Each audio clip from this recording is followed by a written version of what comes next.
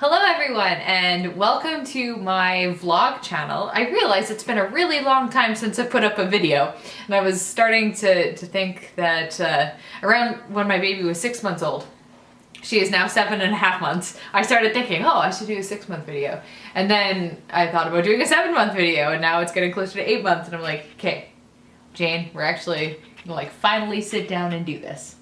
Also, her cheek is all red from from when she was sleeping. We just woke up from a nap, so she's a little mushy.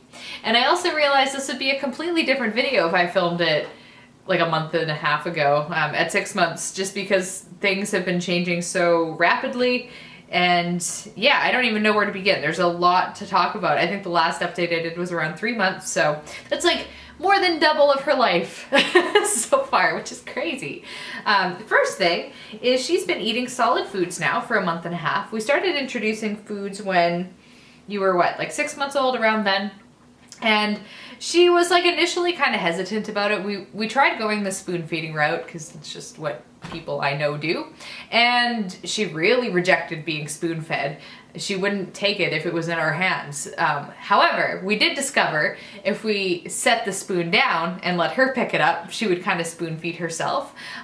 So it turns out that we were kind of just like forced into baby-led weaning because our baby decided that she didn't want like purees to be fed to her. So what we've been doing is kind of a mixture of really soft finger foods that she can grab. Some of her favorites are little slices of avocado and banana, and she really likes well-cooked broccoli as well. But she really likes being able to grab it. And I feel like, you know, she's developing some pretty valuable life skills in the process.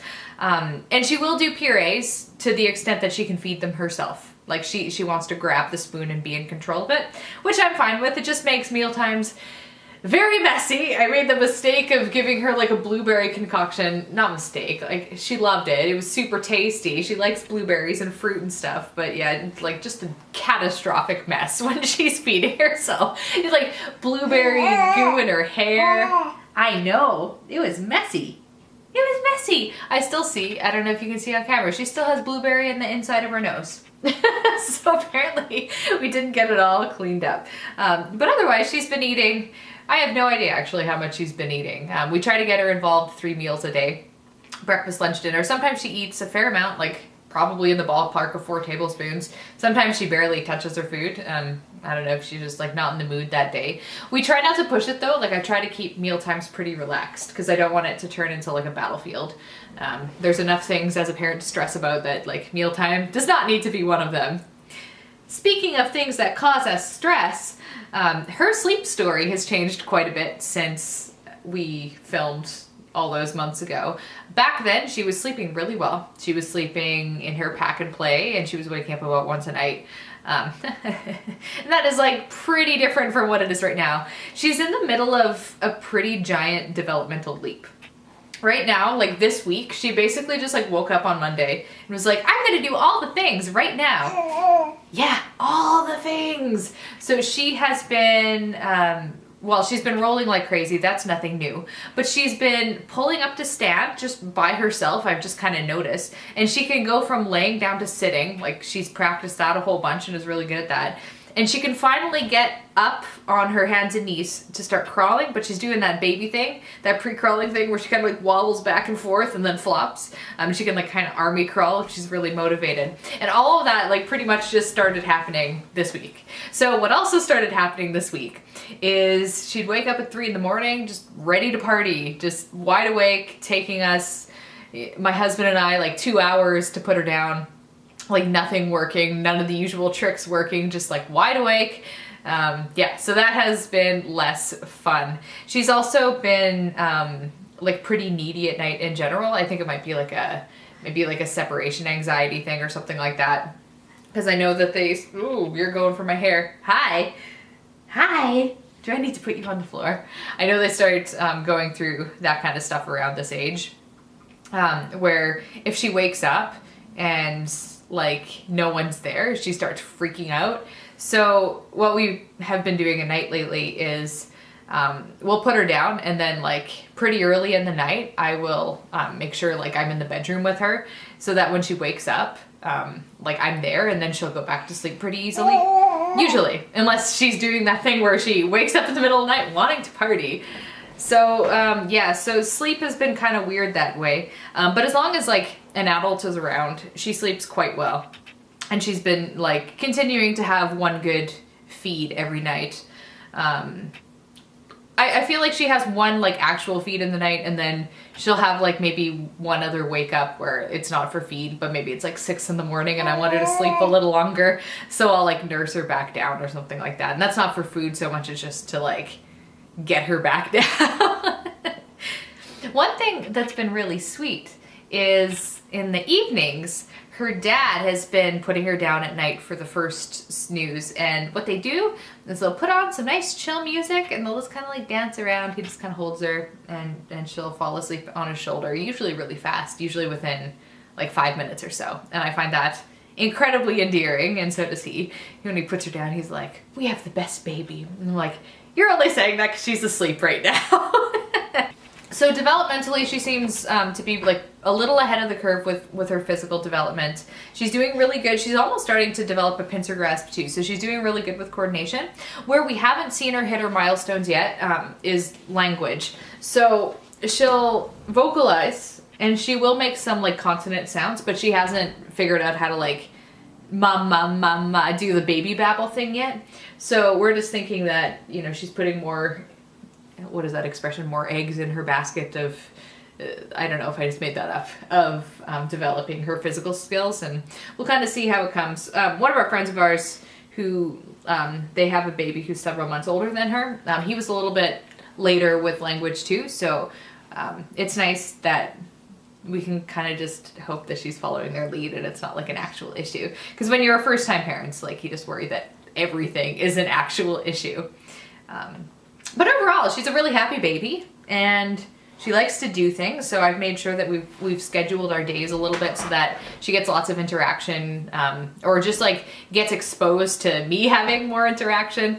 So I've planned out our mornings. We go to baby gym sometimes where like I'll get a really hard workout and she'll get to just like roll around, and there's other babies also rolling around, and toddlers and children too.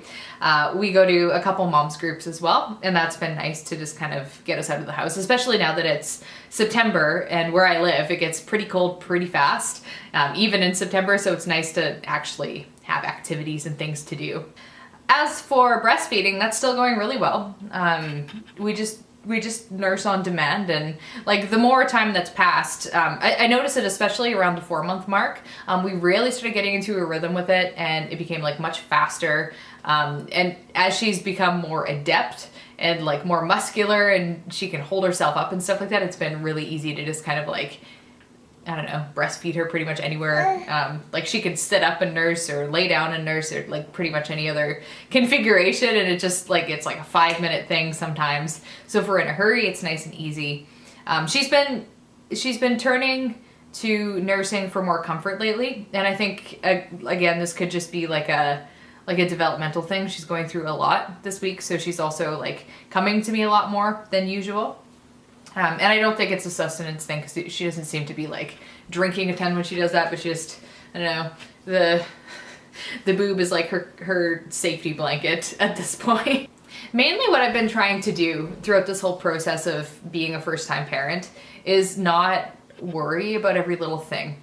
The temptation is so strong to compare myself to other people, to think that like, you know, what my parents did or what other people are doing is like the right way. And there's a lot of really conflicting opinions. There are.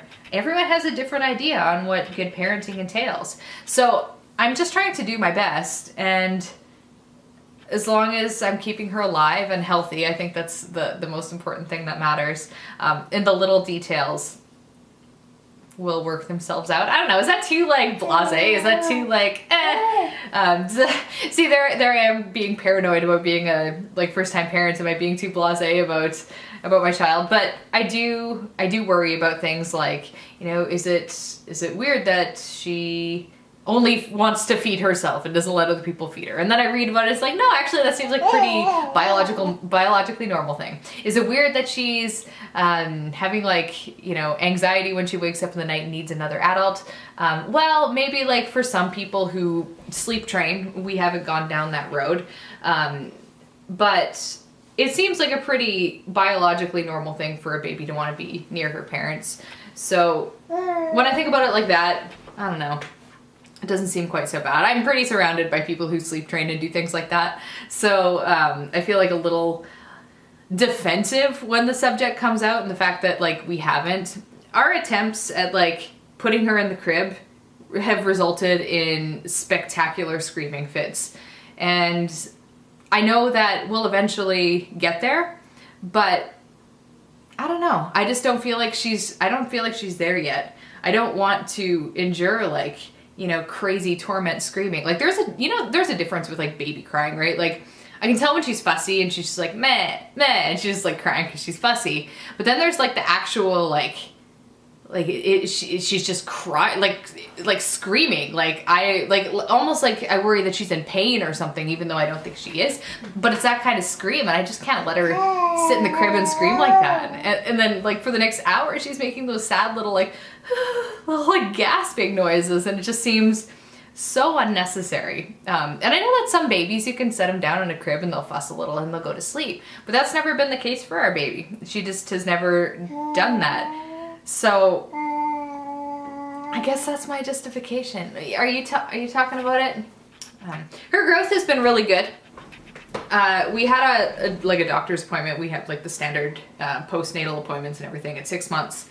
And she's progressively been like increasing her percentile. So I think her percentile when she was born was like around 30 for weight, and now it's around 50. She's pretty average for weight. I believe her head is pretty average too, and her height is a little short. She's like in the 35th percentile for height. So I mean, her mom and dad aren't very big people, so that wouldn't surprise me at all. We're happy that she's gaining weight really well. She's actually getting really heavy. I was doing some baby deadlifts with her at the baby gym, and that was difficult. That was exhausting. Couldn't do that one for very long.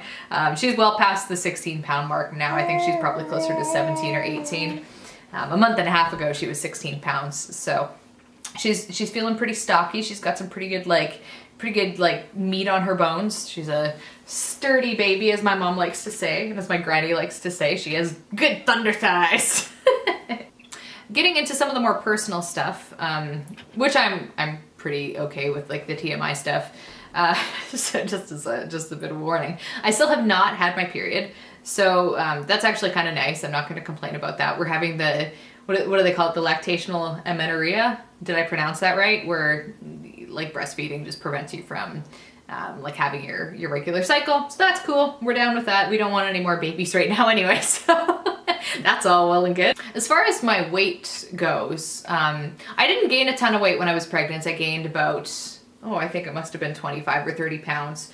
And I'm still about 10 pounds above my pre-pregnancy weight. But I feel pretty comfortable with where I'm at. It'd be nice to get back down those 10 pounds, but honestly, like nursing has just given me a wild appetite. I know. You have a good appetite too. But just like, I've never been okay with the idea of being hungry. I've never wanted to diet in a way that would make me hungry. So I always make sure, like I love eating, but I love eating healthy food, and I always make sure that I eat enough food, especially with nursing. Like I want to make sure my diet is pretty great, and that I'm getting like lots of calories and stuff like that. So I haven't tried to like actually go on a diet. I've lost, like I said, like I still have the extra 10 pounds, but I was like fairly thin before, so I don't feel like the 10 pounds is really making or breaking anything at this point. And again, just having like ravenous appetite while lactating is enough to keep me from dieting, because I don't want to be uncomfortable. Like 10 pounds, who cares?